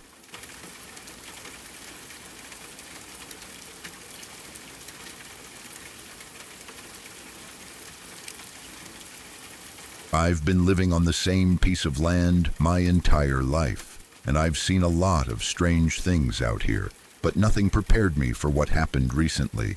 It's the kind of experience that keeps replaying in the back of your mind at the most random times, making you wonder if you truly understood what you saw, or if there are still things out here that we simply don't have names for. To give some context, my family owns 467 acres tucked deep into a hollow in northeastern Alabama. The land has been in my family since the early 80s, and my grandparents still live just down the road. It's quiet here in a way most people don't understand unless they've lived in the mountains. The world feels smaller within a hollow, the sky blocked by tall ridgelines, the air cooler, the shadows longer. Our nearest real neighbors are the deer, coyotes, foxes, and the occasional wandering black bear. Lately, though, things have been changing around us. Someone recently bought one of the mountains on the edge of our hollow and turned it into an ATV park. That park brought constant noise, engines, yelling, lights, and it pushed all kinds of wildlife down onto our side of the land. More deer than usual, more coyotes, animals darting through the trees at all hours. It's like the mountain lost its peace and everything living up there decided to flee all at once. Ever since that happened, the woods have felt different. Loud in some ways, but too quiet in others. On the night of November 1st, my siblings decided to take the Polaris Ranger out for a ride. It was close to 10:30 p.m., late enough that most of the world around us had settled into silence. They do these late rides all the time, looping around the property, cutting through the trails we all know by heart. They weren't doing anything unusual, nothing out of routine. It was just another quiet ride in the dark, the way they've done since they were kids. There's a small bridge over the creek near the start of the property road. We've always thought of it as the sign that you're close to home. When you see that bridge, you know you're safe. You're back on our land, and you're almost at the house. They crossed it like usual and started their normal loop. Music playing through the small speakers of the Ranger, the wind pushing through the open sides of the vehicle, and the cold starting to creep in from the late fall night. Around 10:45 p.m. or so, something changed. The oldest sibling told me later that she felt a shift in the air, a sinking feeling deep in her stomach, like something heavy had just settled over the forest. She didn't say anything to the younger two because she didn't want to scare them. Instead, she just kept driving, turning the Ranger through the usual path, circling the land the way they always did. But the feeling didn't go away. It got stronger. She said it felt like the woods were holding their breath, like even the wind had decided to stop moving. She hated the silence so much, she turned the music up, trying to force some kind of normal into the night. But the sound only seemed to make things worse. It echoed across the empty fields instead of blending into them. A few minutes later, they noticed something lying on the ground in one of the open areas near the woods. It was dark, and they couldn't make out what it was. The youngest asked if they should stop, but the oldest shook her head and said, "Don't stop. We'll look at it in the morning." She didn't explain why, but later she told me she had this overwhelming certainty that if they stopped, something terrible would happen. She didn't know what. She just knew they needed to keep moving. They continued making the loop around the property, and by the time it was around 11:15, they stopped only because our mother had texted them. They paused just long enough to check the message, and while the ranger idled, the middle sibling glanced out across a field that sits lower than the rest of the land. There, standing in the open, far across the field, was something he couldn't understand. He described it as a large creature, maybe 6 feet tall with 4 legs, but standing the way a human stands. It wasn't shaped like a deer or a coyote or anything they'd ever seen. It was tall, strange, and wrong in a way that made his instincts scream. He said he locked eyes with it across the field. Even through the dark, even through the distance, he felt like it saw him clearly. And in that instant, he floored the gas pedal. He didn't explain why he took off so fast. He didn't tell the others what he saw. He just knew they needed to go. As the ranger sped toward the main road back home, the youngest sibling began crying. Not just scared crying, full panic, shaking, begging them to go home. She later said that it felt like they were being watched from every angle, like something was right behind them, keeping pace, waiting for them to slow down. They reached the gate at the entrance to the property, and the oldest jumped out to open it. She told me later that in that moment she had a horrible thought, that if she looked up, if she lifted her head even an inch, whatever was out there would be staring her in the face. And if she met its eyes, she wouldn't survive. She didn't know where that thought came from, but it hit her hard enough that she kept her head down the entire time. They sped home as fast as the ranger could go. When they arrived, all 3 of them looked shaken in a way I hadn't seen before. Their pupils were blown wide, so black and dilated that you could barely see the color in their eyes. They looked like they'd just run from something life-threatening, like prey animals that barely escaped. Now, here's where it gets even stranger. We have a porch dog who follows them every single time they go on rides. He's loyal, protective, and acts like their shadow. That night, he refused to leave the house. He stayed curled up by the door and wouldn't go with them no matter how much they called him. He growled at the dark once, then stayed put. That dog has never acted like that. The cattle on our property, usually easy to spot, even at night because they gather near certain areas, were missing. The siblings didn't see a single cow anywhere on the land, which is extremely unusual. No deer, no coyotes, no movement, just empty fields and an unsettling smell of smoke drifting through the air. They said the entire hollow felt dead. No crickets, no owls, no frogs, nothing but the wind and their own breathing. While they were riding, just before everything happened, the song Pumped Up Kicks started playing, a song that has whistling in it. They said that whistling echoed weirdly across the field, almost blending into the night in a way they'd never heard before, like it was bouncing back at them. When they were coming home, all 3 of them felt this overwhelming sense of being hunted. Not followed, hunted, like something was matching their speed, like something was waiting for them to stop. They told me later that if they'd slowed down, even for a second, they believed with absolute certainty that they wouldn't have made it home. Since that night, we've gone back to the area. We walked the field, checked the spot where they saw the creature, checked the ground where they'd spotted the unknown object earlier.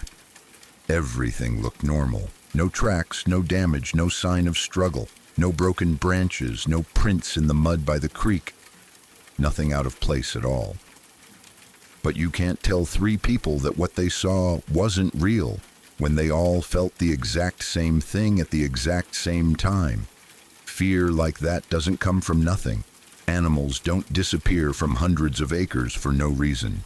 Dogs don't refuse midnight rides they've taken 100 times. And shadows don't grow 6 feet tall and stand upright on 4 legs. Something was out there that night, something that didn't want to be seen.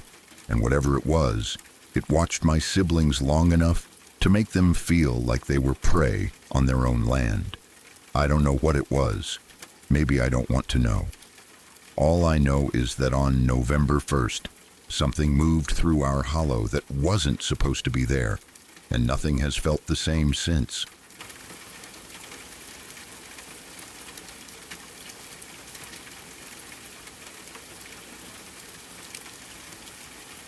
It was the summer of 2012. One of those warm northern New Mexico summers where the days stretched on forever and the nights felt alive with heat, dust, and the hum of faraway traffic. I was 17 then, stuck in that strange age where you're old enough to be restless but not old enough to go anywhere real. Most kids my age spent their summers either working, partying, or doing something they shouldn't. I was no different. It was just part of growing up out there, in a place where boredom mixed with curiosity could get you into all kinds of situations. That night, my best friend Sean and I decided to drive out to the Connie Mack World Series in Farmington. It's a big summer event. Semi-pro youth baseball players from all over the country come to compete, and the whole town turns into this buzzing, loud, electric place. We didn't really care about the baseball. We went for the crowd, the lights, the music blasting from cars, and if I'm being honest, the chance of talking to girls. It was just a thing teenagers did, and that year it felt like the only real excitement in our lives.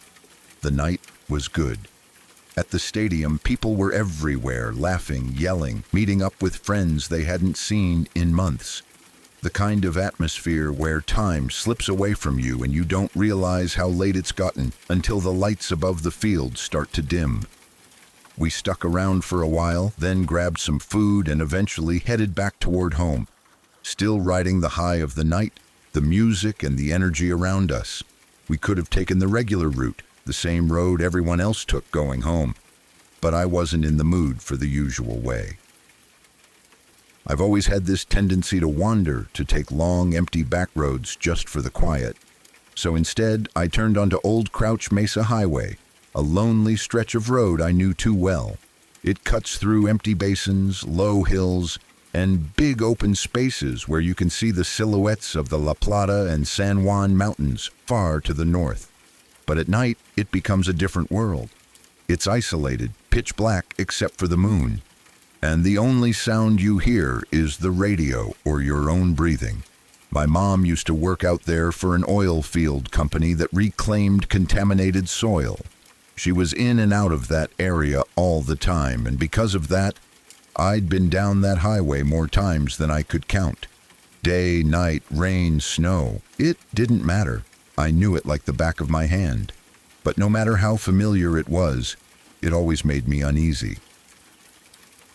There was something heavy about that place, like the land itself carried old memories that no one talked about. Sean was unusually quiet on the drive. Normally he would mess with me, joking around, yelling things like, "Watch out," just to make me slam the brakes and panic. I'd learned long ago to ignore his fake warnings because they nearly caused more than one accident.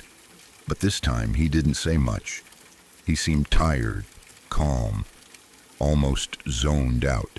And for a while, things were peaceful. Just the hum of the engine and the glow of the headlights cutting through the darkness ahead. Eventually, we turned toward one of those intersections you never see another car at. It was a 4-way stop, half paved and half dirt, stretching into nothingness. On a normal day, I would have blown right through it. But a few months earlier, a cop had pulled me over for rolling through that same stop while my mom sat right beside me.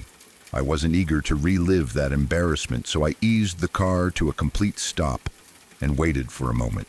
That's when Sean suddenly yelled, "Hey, what's that?" At first, I ignored him. I thought he was messing with me again, trying to get a reaction. I turned, ready to snap at him. But when I looked back toward the road, my voice caught in my throat. There, about 20 or 30 yards ahead, something crossed the road. It wasn't a person, and it wasn't a deer. It moved too slowly, too deliberately, and it had a shape that was terribly wrong. It was tall, taller than any human we knew. Broad in the shoulders, wide through the chest, and muscular in a way that made no sense. The figure looked like it belonged on a football field, not in the middle of an empty desert road at midnight. For a few seconds, I just stared, completely frozen. My mind couldn't make sense of what it was seeing.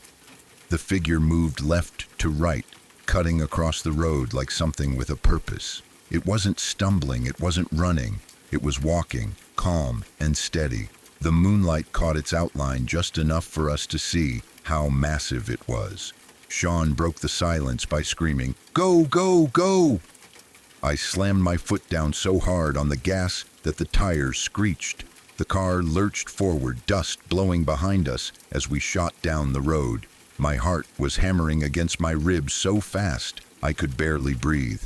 I didn't know if that thing had seen us or even cared, but everything inside me wanted distance between us and it. A few moments later, Sean yelled again, "Stop! Idle it! Slow down!" I hit the brakes, not as hard as before, but enough that the car crawled to a slow, rolling pace.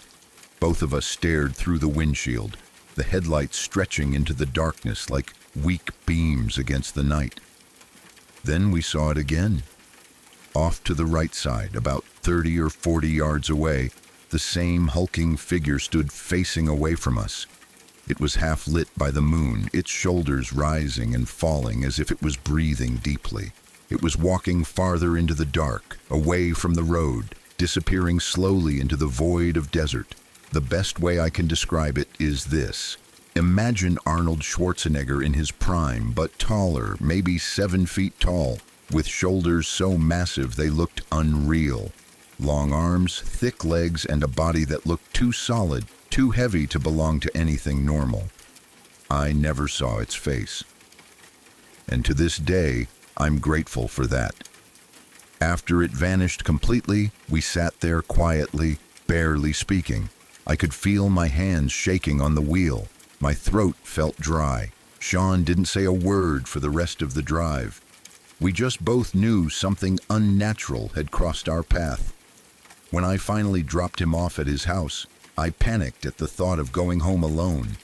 My mom was out of town with her boyfriend, so I begged Sean to come stay with me. His mom refused. She wasn't in the mood to let him out again. So I was forced to drive home alone, back through the dark roads, replaying everything in my mind. By the time I reached my house, I was shaking so badly I could barely unlock the door. I shut every single lock twice and sat on my bed, wide awake, staring out the window. I kept imagining that figure standing outside in the yard, or walking past the window, or waiting by the door. I tried to reason with myself. Maybe it was a horse, but it wasn't shaped like a horse. It wasn't shaped like any animal I knew. It walked on 2 legs. It moved like a person, but looked like something far bigger and far stronger. I was so scared that night I actually called my mom and begged her to come home, because I just saw Bigfoot. She didn't believe me, of course, but hearing her voice helped me get through the night. That encounter was the moment I started believing there were things out there that weren't human, and it wouldn't be the last time I saw something I couldn't explain. A couple of years later, in northeastern New Mexico, I was at a party on hundreds of acres of farmland owned by a friend. Sean was there too, along with 4 others. All of us saw something huge in the darkness that night, just like the creature on Crouch Mesa. Later that same night, we heard little girls laughing from somewhere out in the fields. High-pitched, playful, completely out of place in that empty farmland. None of us slept afterward. And then there was another encounter years later in the mountains of Washington, while I was in the Air Force attending survival, evasion, resistance, and escape training. Deep in those forests, among the towering pines and fog-covered ridges, I felt the same thing watching me, the same pressure in the air, the same feeling of being observed by something ancient and strong. But none of those moments were as life-changing as that night in 2012, on that empty stretch of old Crouch Mesa Highway. That was where it all started. A quiet summer night that turned into the first time I realized the world is much stranger and much darker than I ever imagined.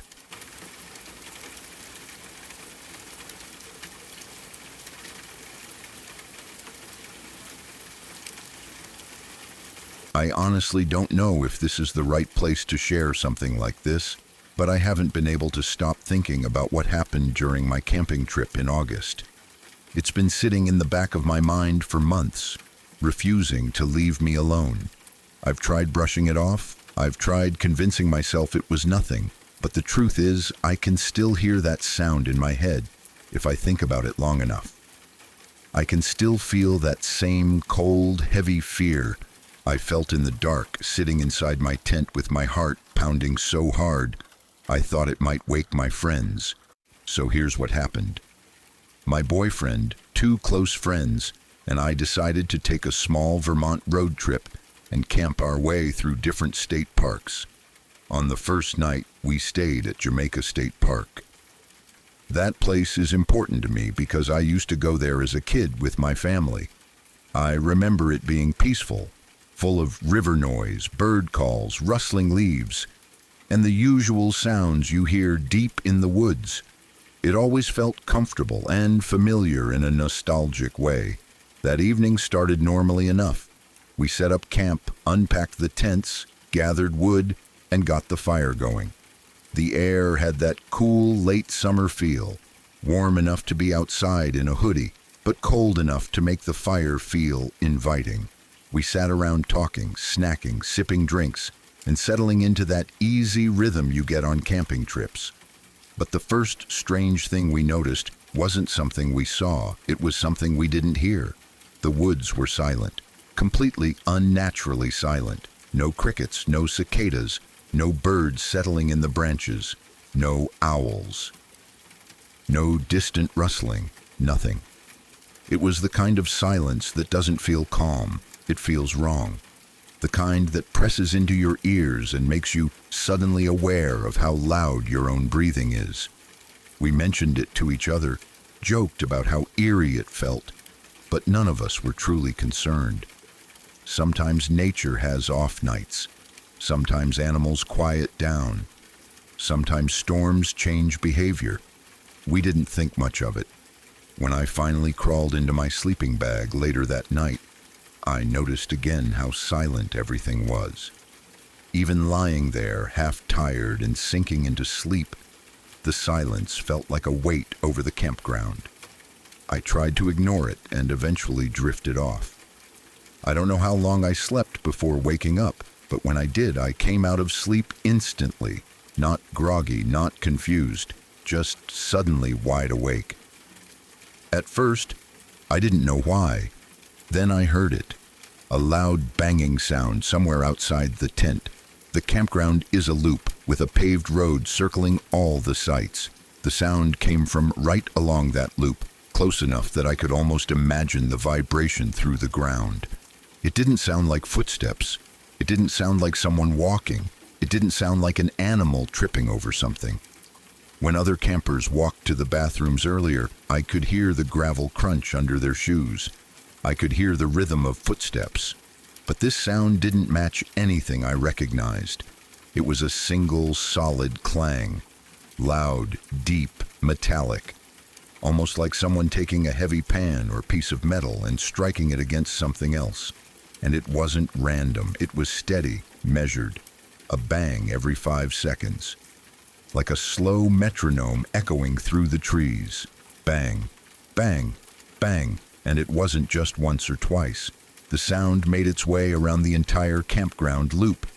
I followed it through the fabric of the tent as it moved, circling the area.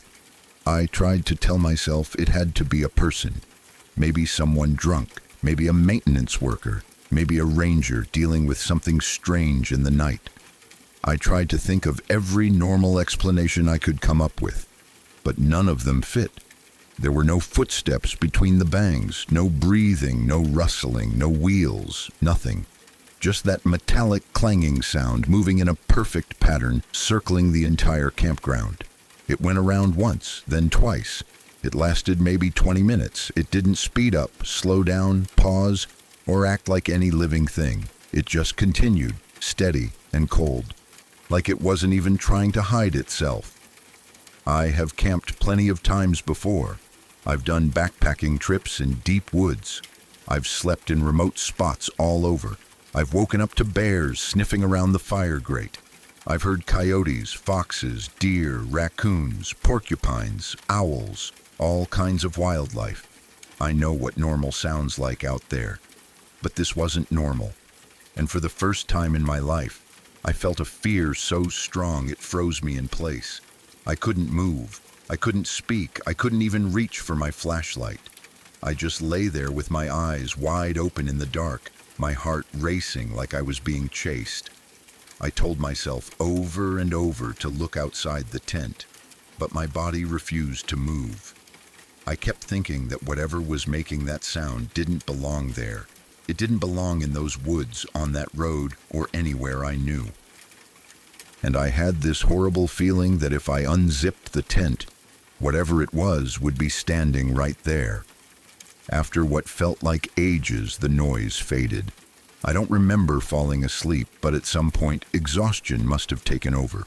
In the morning, when we got up, I immediately asked my friends if they heard anything during the night. Only one of them said yes. He described the exact same thing, the metal, the pacing, the steady rhythm. The two of us laughed it off, trying to pretend it wasn't that weird. We told the others maybe it was a moose, but I wasn't convinced, and neither was he.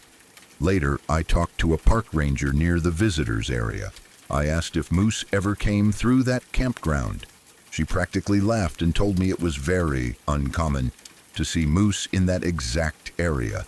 Vermont has moose, sure, but not usually in that part of the state park. I told her about the noise. She didn't seem freaked out, but she also didn't offer an explanation. She said she'd listen that night as she fell asleep and let us know if she heard anything. She seemed calm enough that I felt a little better. The rest of the day went normally as we explored the area, cooked dinner, and sat around another fire. We joked about the banging sound every now and then, but behind the jokes, I could tell we were all a little on edge. That night we went to sleep ready, flashlights beside us, shoes near the door, ready to unzip the tent at the slightest noise. But nothing happened. The woods were back to normal. Crickets returned, leaves rustled, small animals moved around. It felt almost comforting compared to the silence of the first night. In the morning, we packed our things and headed north to the next campground, still making quiet jokes about the moose that didn't exist. There was one more detail from the first morning that stuck with me. The campsite across from us had an ambulance parked at it. Someone staying there apparently had a medical issue. The man camping there was older, probably retired age.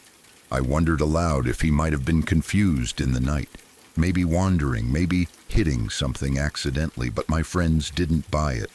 They said the ranger would have mentioned that possibility when I asked her, and the sound didn't match footsteps, walking, or human movement. Plus, a confused person wouldn't keep a perfect steady rhythm for 20 minutes, straight around a campsite loop. That explanation didn't settle the unease. Weeks later, on October 23rd, I was scrolling through TikTok when I came across a video talking about the Bennington Triangle. I don't follow paranormal stuff, and I'm not someone who gets pulled into conspiracy theories. I'm a logical thinker, a grounded person. I don't jump to ghosts or spirits as explanations, but I clicked out of curiosity, mostly because I was bored. The video showed a map of the area people consider part of the Bennington Triangle, an area famous for disappearances, strange sounds, and eerie encounters people can't explain. As the boundaries popped up on screen, my stomach dropped. Jamaica State Park sits right next to it. I looked deeper, searching online, reading old stories, Reddit threads, articles, whatever I could find. A surprising number of people reported strange experiences in or near that area. One detail kept coming up. People had heard rhythmic, metallic banging sounds in the woods at night. I felt a wave of dread when I read that. I'm still not sure what I heard. I'm not saying it was supernatural. I'm not saying it wasn't human. I'm not saying it was anything impossible. Maybe someone was messing around. Maybe a ranger was doing something strange. Maybe it was something natural I've never heard before. But here's what I do know. It wasn't footsteps. It wasn't an animal. It wasn't a moose. It wasn't the wind. It wasn't normal. And the silence, before and after, was the worst part. Animals know when something is wrong. They go quiet when the woods aren't safe. And that night, the woods were silent for a reason. Even now, months later, when I think about lying there, frozen, listening to that steady metal echo moving through the dark, I get chills. I've never been that scared in the woods. Not while backpacking, not while camping alone, not even around bears. Whatever it was, I hope I never hear it again.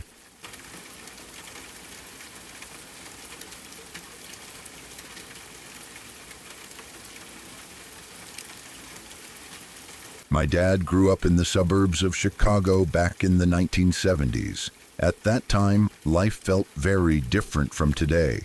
People trusted strangers more, kids had a lot of freedom, and no one really thought twice about things that would seem dangerous now. My dad went to a high school a couple of towns away from where he lived. Because of the distance, students were given money for bus fare every day so they could get to school and back home safely. My grandmother was careful and responsible. Every morning she would give my dad just enough money to take the bus both ways. In her mind, that was the safest option. But my dad was a teenager, and like a lot of teenagers, he thought he knew better. Instead of using the bus, he would put the money in his pocket and hitchhike. To him, it felt faster, easier, and honestly, a little exciting. Hitchhiking was common back then, especially in suburban areas, and people didn't see it as a big risk. Most days, nothing strange happened. He would stick out his thumb, someone would pull over, and he'd get to school or back home without any problems. But one day, everything changed. A man picked him up who seemed friendly and normal at first. He talked casually, acted polite, and didn't give off any immediate warning signs. My dad didn't feel scared. In fact, he felt lucky that someone had stopped so quickly. As they drove, my dad noticed something in the back seat. There was a clown costume lying there. It wasn't being worn, just folded or tossed casually like it was no big deal. At the time, my dad didn't think much of it. Clowns were associated with parties, events, or entertainment, not fear. Still, the image stuck in his mind, even after he got out of the car and went on with his day. Years later, long after my dad was grown, the truth came out. The man who had picked him up was John Wayne Gacy. By then, everyone knew who Gacy was and what he had done. He became one of the most infamous serial killers in American history, known for presenting himself as a friendly, helpful person while hiding something truly horrifying underneath. When my dad realized who that man had been, it shook him deeply. He often thought about how close he had come to something terrible without ever knowing it at the time.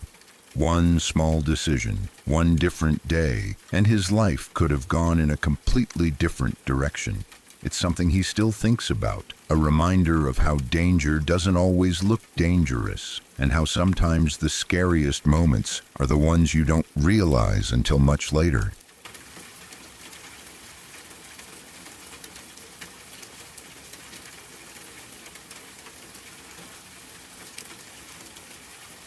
If you're still here, it means these stories didn't just pass through you, they stayed. Every story you heard tonight was real. Real people, real moments, and in every one of them, something went wrong, or almost did. If you want to keep exploring the stories that don't let go so easily, subscribe to Shadow Archives, because there are more stories waiting, and not all of them end before it's too late.